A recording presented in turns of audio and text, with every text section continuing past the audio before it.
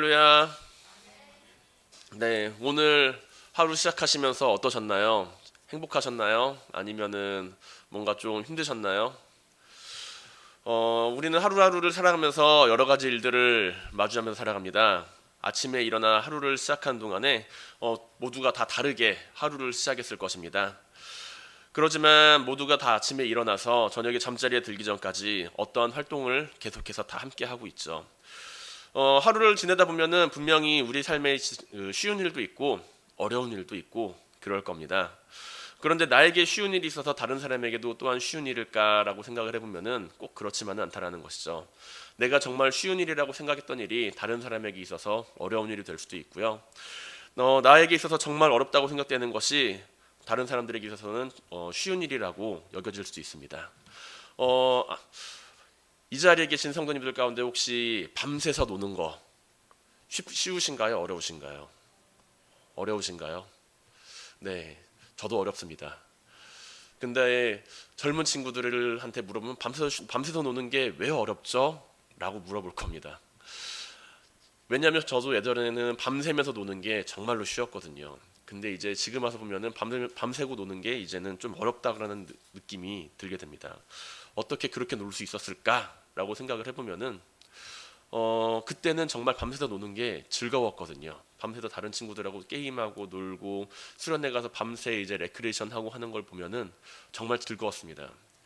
그래서 지금 생각해 보면은 그 즐거움이 아마 그 밤을 샐 수 있게 하는 원동력이 아니었나라는 생각이 듭니다.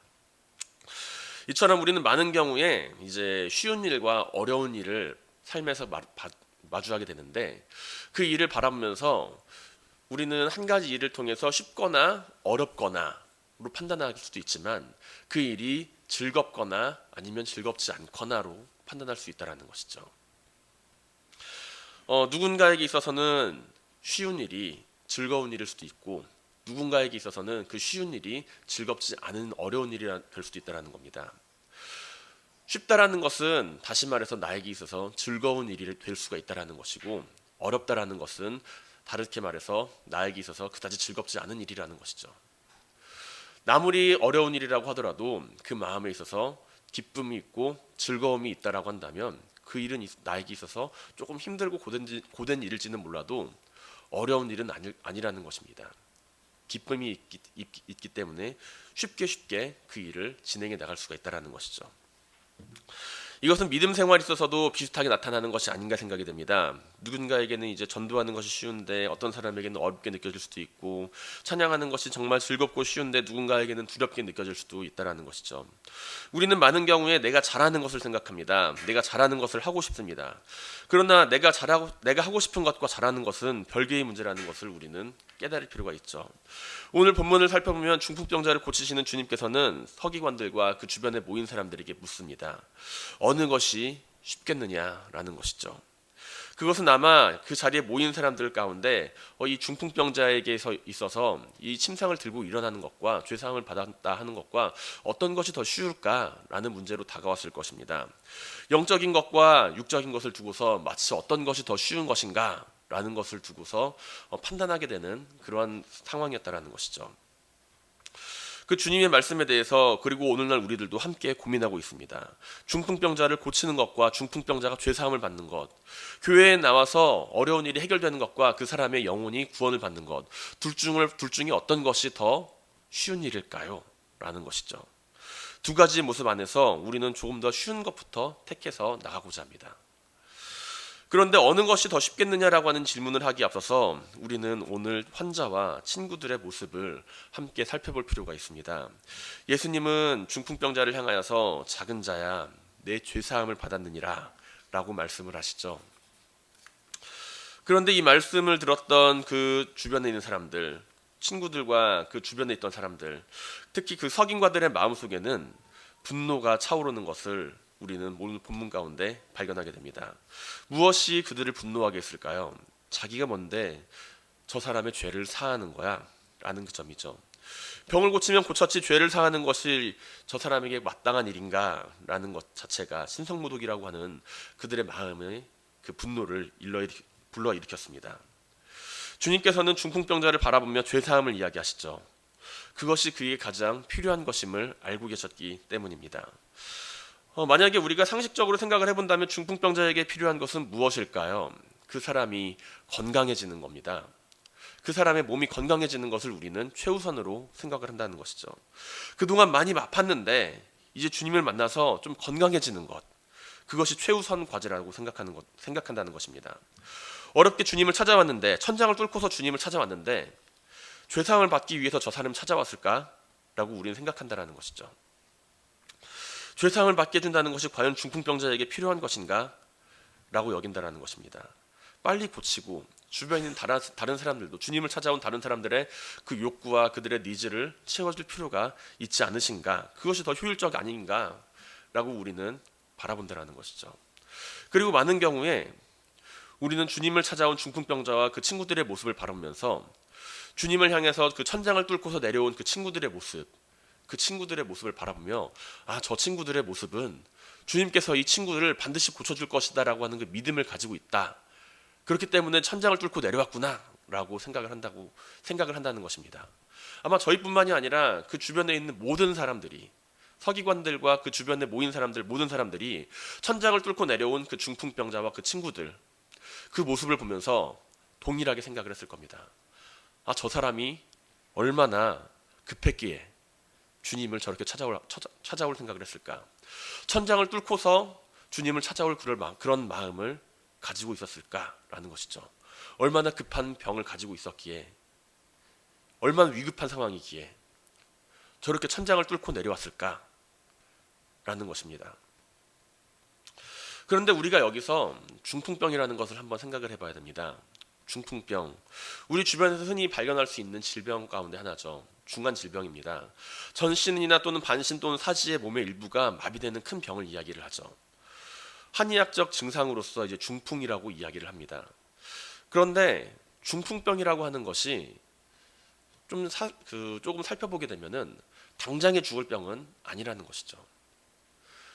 중풍병에 걸린 사람들은 물론 몸이 아프고 힘들고 괴롭긴 하겠지만, 지금 당장 저 사람이 죽을까? 당장 내일 저 사람이 죽을까? 라고 생각을 한다면 그렇지는 않다라는 겁니다. 중풍병에 걸린 사람은 물론 그가 매우 힘들고 고통스러운 삶을 살아가는 것은 맞지만, 지금 당장 죽을까라고 생각을 한다라면 그 사람은 그다지 그렇게 급한 응급 환자는 아니었다라는 것이죠. 응급실에 실려가서 치료받을 정도로 그렇게 급한 사람은 아니라는 겁니다. 전에 있던 이제 교회에서도 몸의 일부를 자유롭게 움직이지 못하는 중풍병을 앓았던, 일종의 중풍병이죠. 그런 분이 계셨어요. 그분은 이제 한쪽 손이 잘 못 움직이시고, 그리고 이제 움직이는 것도 좀 불편한 여성분이셨습니다. 그분에게 필요한 것은 많은 사람들이 생각했을 거예요. 저 사람은 빨리 몸이 회복되는 것이 중요할 것이다 라고요. 그분이 처음 교회에 찾아왔을 때, 제가 그 교회 갔을 때 그분의 표정은 항상 웃는 표정이었습니다. 그런데 며칠 시간이 지나고 나서 담임 목사님께서 하루는 그분과 함께 이야기를 하시고, 또 저와 함께 또 회의도 하시고 그러면서 이야기를 하시는 거예요. 저분 봤냐고요. 저분이 처음에는 저렇지가 않았다라는 거예요. 처음에 왔을 때 마음속에 분노가 가득 차 있고, 인생에 대한 절망과 회의감이 가득 차 있고, 그리고 나서 저 사람이 바라보았을 때 당장이라도 뭔가 사고를 칠 것 같은 그런 분이었다라는 거예요. 그런데 저 사람이, 저 여성분이, 저 집사님이 저렇게 바뀌게 된 것을 보면은 참으로 하나님께서 행하신 놀라운 일이라고 이야기를 하셨다라는 것이죠. 제가 볼 때도 과연 저분이 어떤 분이었던가라는 것을 저는 모르지만, 그 집사님을 바라보았을 때 과할 정도로 목사님들을 섬깁니다. 좀 부담스러울 정도로 목사님들을 섬깁니다. 형편이 그렇게 넉넉하지 않으세요. 그런데 꼭 명절이 되면은 뭔가 선물을 해주세요. 무슨 선물이냐 하면 이제 뭐 세면도구 같은 거, 이제 명절이니까 뭐 여기저기 그 친척집에나 아니면 뭐 어디나 가실 거라고 생각을 하고, 비싸지는 않습니다. 마트에 가면 한 5,000원짜리 하는 그 세면도구 있잖아요. 세면도구 케이스, 그것을 선물해 주세요. 그러면서 그거를 꼭 그냥 주시는 것이 아니라 집에서 손수 포장을 해서 하나하나 그 받으실 분들, 그분들에 대한 이름을 다 적어가면서 선물을 주십니다. 그리고 나서 그걸 드리면서 이거 꼭 잘 쓰셨으면 좋겠어요 라고 이제 이야기를 하시죠. 때로는 그 모습이 좀 과하다 싶을 정도로 그렇게 이야기합니다. 그래서 몇 번 이야기 드렸어요. 너무 부담스럽지 않을 정도로 그렇게 섬겨주세요. 그러면은 저희도 마음이 불편합니다 라고 이야기를 했죠. 하지만 그분께는 그 섬기는 모습이 그 삶의 기쁨이었던 거예요. 사람들은 생각하기를 저 사람에게 있어서 필요한 것이 삶의 문제가 해결되는 것이라고 생각을 했을 겁니다. 오늘 만난 그 중풍병자와 그 중풍병자를 주변에서 바라봤던 그 시선들과 마찬가지로요. 하지만 그 집사님과 오늘 만난 그 중풍병자로 등장하는 그 사람이, 그들의 친구들이 원했던 것은 세상 사람들이 바라고 원했던 삶의 문제를 해결하는 것과는 조금 달랐습니다. 삶의 문제가 해결되기에 앞서서 그들은 먼저 주님께 나아가 주님을 만나기를 원했다라는 거예요. 병고침을 받는 것이 우선이라고 생각했던 것이 아니라 사람들이 모여있기 때문에 집천장에 들어갈 수 없는 상황에서 그들이 원했던 것은 주님을 만나는 일을 우선시했다라는 겁니다. 사람들이 앞에서 많이 모여있어요. 좀 순서를 지켜서 차례차례 주님을 만나면 되지. 왜 저렇게 급하게 천장을 뚫고 내려가? 얼마나 병고침을 받는 일이 급하다고 생각이 되면 주님을 찾아서 천장을 뚫고 내려가? 그렇게 생각하기에 앞서서 그 사람들의 마음속에 있는 긴급함은 병고침이 아니라 주님을 만나고자 하는 그 마음이었습니다. 물론 당사자는 힘들었겠죠. 친구들의 행동은 억지스럽게 여겨질 수도 있습니다. 단지 그들이 병고침을 받기를 원했다라고 생각을 한다면 그들은 천장을 뚫지를 않았을 거예요. 기다렸다가도 충분히 만날 시간적 여유가 있었을 테니까요. 하지만 단순히 병고침을 받기 위해서 천장을 뚫고 내려온 것이 아니라 주님을 만나고자 하는 그 열망이 있었다라고 한다면 이야기는 조금 달라집니다. 내가 반드시 저 사람을 만나야 돼. 저 사람을 반드시 만나지 않고선 해결받을 수가 없어. 라고 하는 그 마음이 있다라고 한다면 그들은 천장을 뚫고 내려올 만한 각오와 그 천장을 뚫고 내려올 만한 그 일을 감당을 할 수가 있었다라는 것이죠. 오늘 본문 5절의 내용을 살펴보면 주님께서는 그들의 믿음을 보시고 중풍병자에게 말씀하셨다라고 기록되어 있습니다. 주님께서는 그들의 어떠한 믿음을 보셨을까요? 주님께서는 그들이 삶의 문제를 해결해 줄 것이다라고 하는 그 믿음을 바라보셨을까요? 주님께서는 그들의 믿음을 보시면서 삶의 문제를, 그 친구의 병을 고치게 해줄 것이라고 하는 그 믿음을 보셨을까요? 그들의 믿음을 보시고 하신 말씀이 내 죄사함을 받았느니라 라고 하는 그 말씀이셨나요? 중풍병자를 데리고 나온 친구들이 주님께 바라는 것은 우선적으로 주님께서 그 친구를 만나 그 친구를 구원해 주시기를 바랬던 것입니다. 주님께서 그를 구원해 주시기를 간절히 바라고 원했다라는 것이죠. 주님이시라면 이 친구를 구원해 주는 것이 가능하다라고 여겼기 때문입니다. 병고침을 해주시든 어떠한 일을 행하시든 주님을 만나 그 앞에 나아가면 고침을 받을 수 있다라고 하는 것이죠. 그 고침은 육체적인 질병이나 삶의 문제가 해결되는 것이 아니라 그가 가지고 있는 삶이 주님 안에서 회복될 수 있다라고 하는 믿음입니다.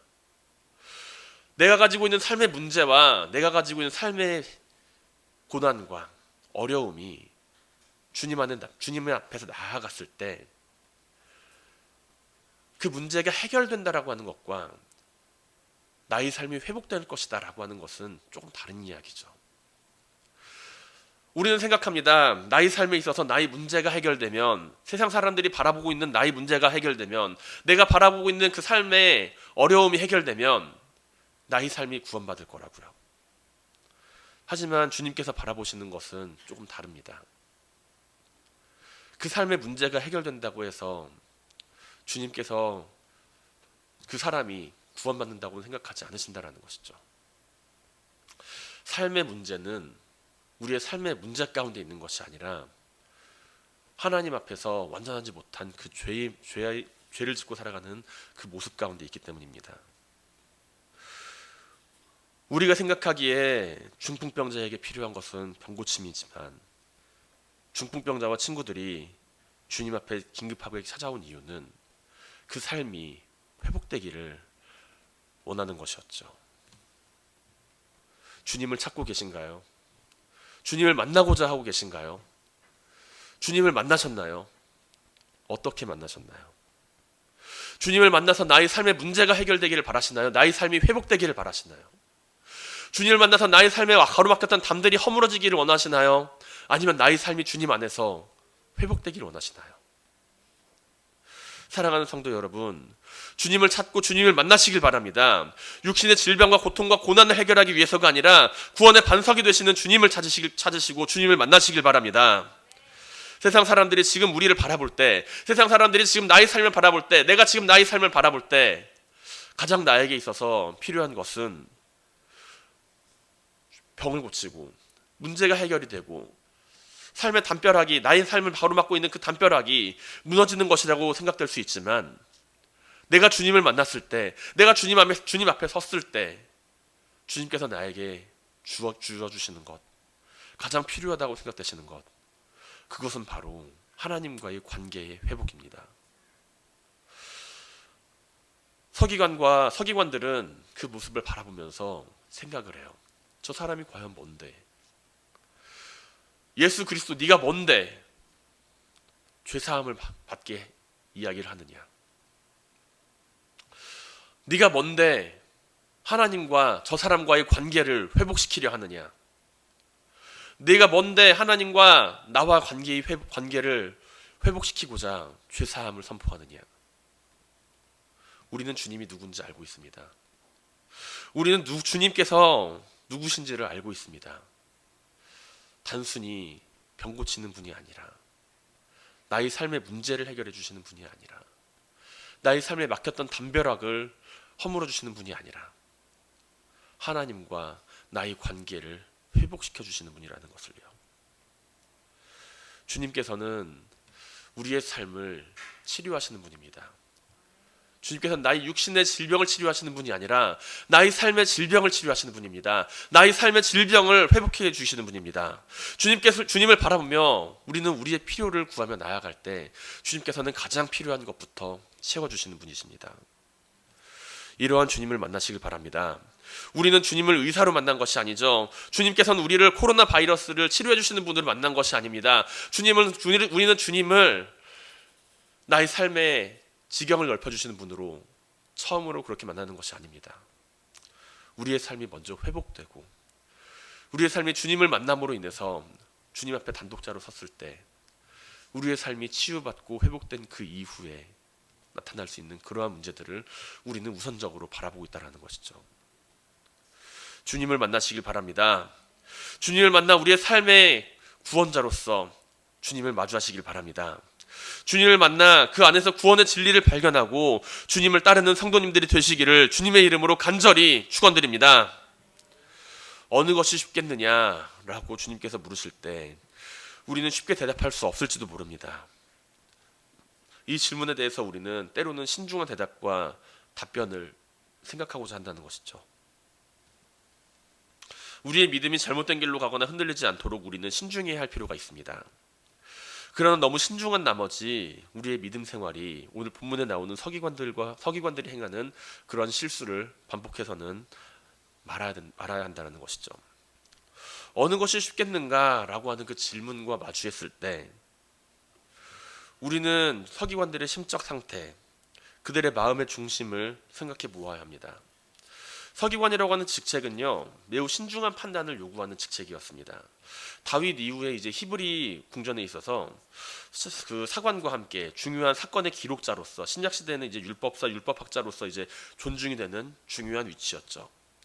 율법에 대한 정확한 지식과 성서 해석 능력을 가르치고 기르기 위해서 서기관들은 오랜 시간 동안 배우고 공부합니다.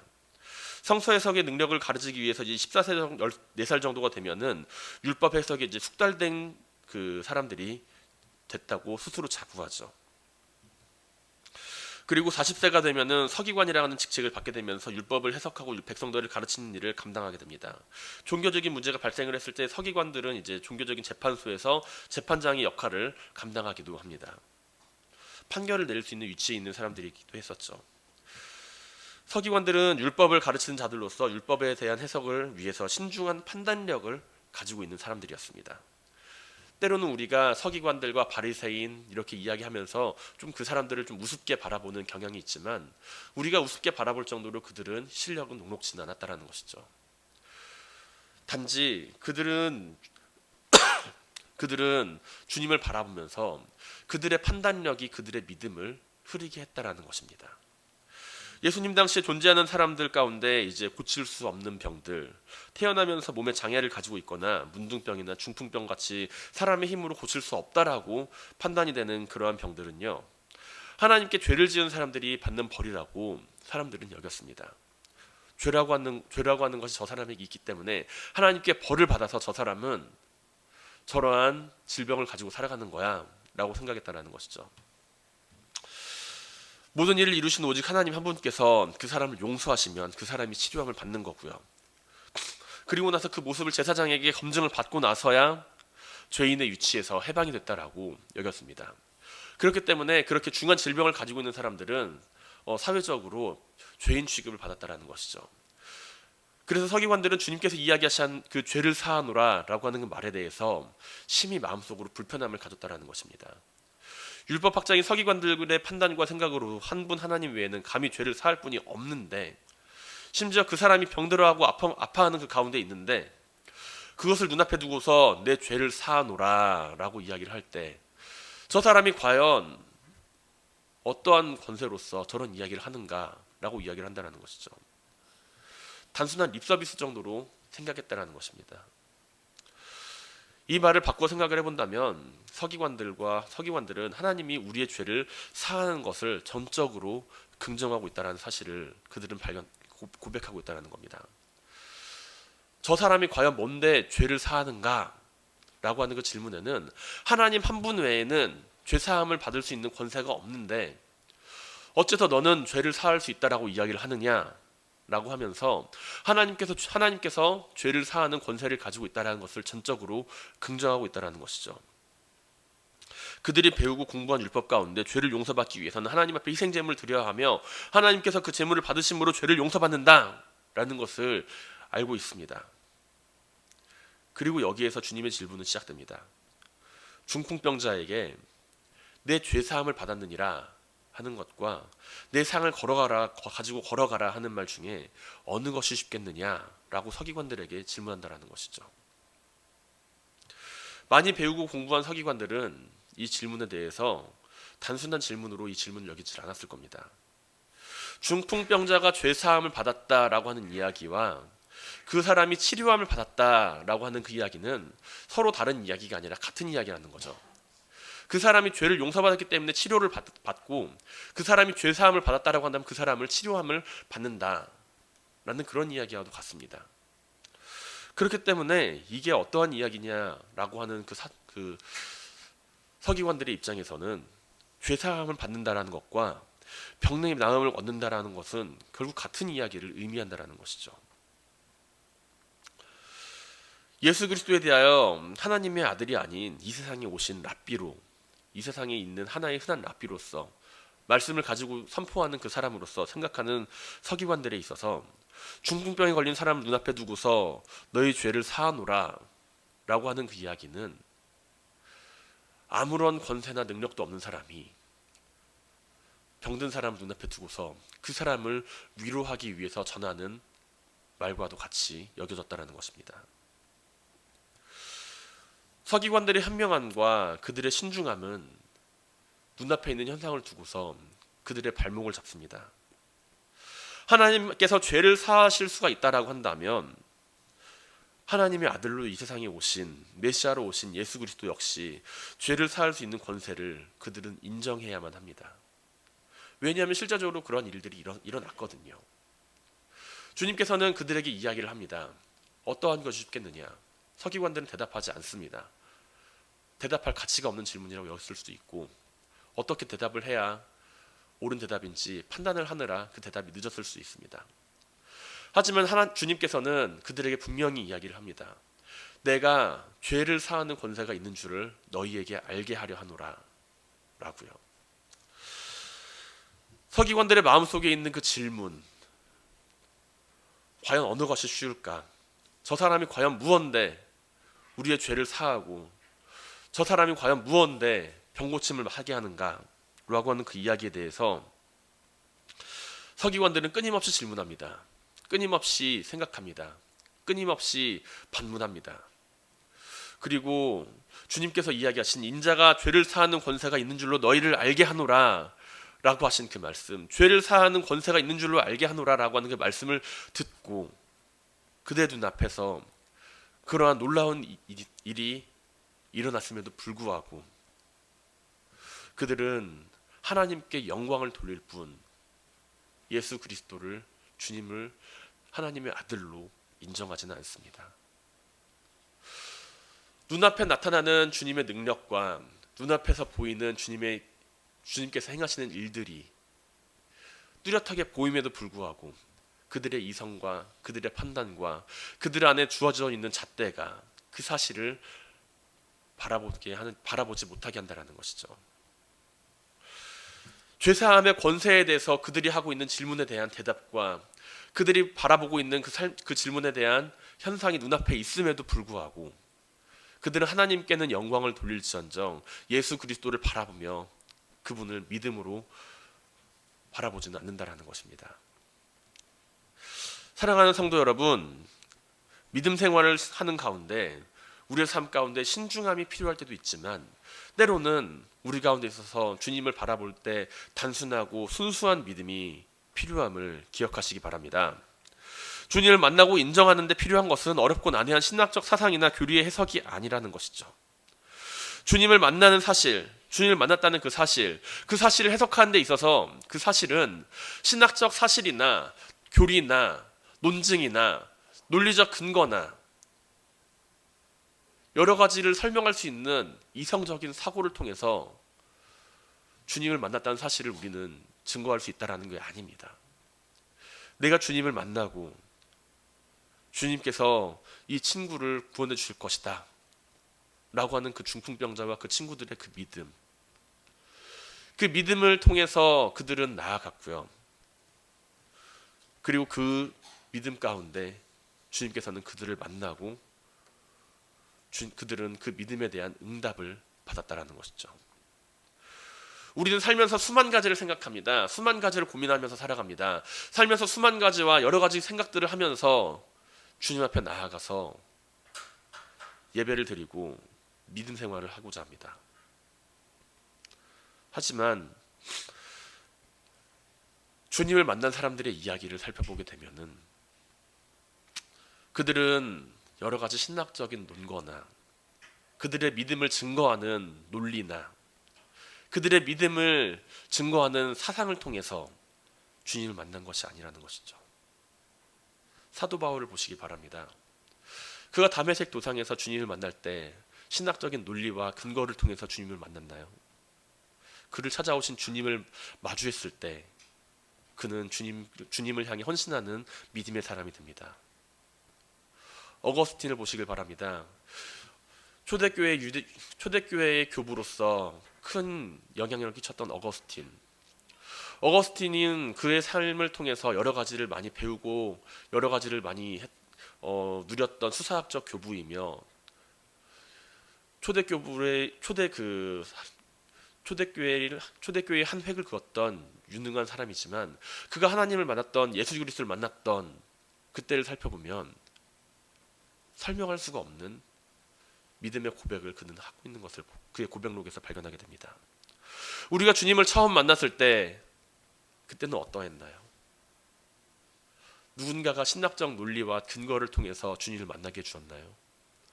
아니면은 내가 나를 찾아오신 주님과 함께 마주했을 때 그분을 만났나요? 우리는 믿음 생활을 하면서 우리의 머리가 크고 우리의 생각이 많아지고 심각하게 고민하고 따지면서 믿음 생활을 할 때가 많이 있습니다. 그러나 때로는 우리가 그 이유를 찾기에 앞서서 주님을 향해 가졌던 그 열정과 열망을 기억해야 할 때가 기억해야 할 때가 있습니다. 나를 찾아오신 주님을 만나고 영접하고 구원받은 그 기쁨을 가지고 살아가는 그 삶의 자세를 기억하시길 바랍니다. 나를 찾아오신 주님을 만나고 그 주님을 통해서 변화받았던 그 삶의 모습을 되찾으며 그 구원받은 기쁨을 가지고 살아가는 성도님들이 되시기를 주님의 이름으로 간절히 축원드립니다. 말씀을 마무리하고자 합니다. 오늘 말씀을 살펴보게 되면 우리는 두 종류의 사람을 마주하게 되죠. 서기관과 그리고 주님을 찾아와서 천장을 뚫고 내려왔던 그 친구들입니다. 우리는 그들 가운데 어떻게 이들은 주님을 만났는가, 어떻게 주님을 향하여 살아가는가, 어떻게 해서 내가 이렇게 하면 큰 믿음을 가질 수 있는가, 어떻게 하면 내가 이렇게 강하고 큰 담대한 믿음을 가질 수 있는가 고민하고 생각하며 그 방법을 찾고자 합니다.